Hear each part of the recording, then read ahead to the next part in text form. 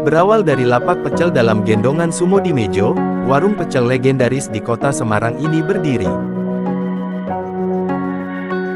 Kini, warung yang berlokasi di Jalan Kiai Saleh, Semarang, Jawa Tengah tersebut dikenal sebagai tempat kuliner legendaris kota lumpia.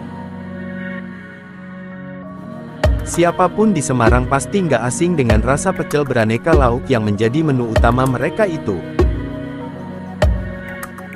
Gak hanya diminati warga lokal, warung pecel yang berdiri pada 1965 itu juga diburu orang-orang dari luar kota. Gak sedikit yang menyengaja mencari warung makan ini saat berkunjung ke Semarang. Hampir tiap hari warung pecel Bu Sumo ramai pembeli.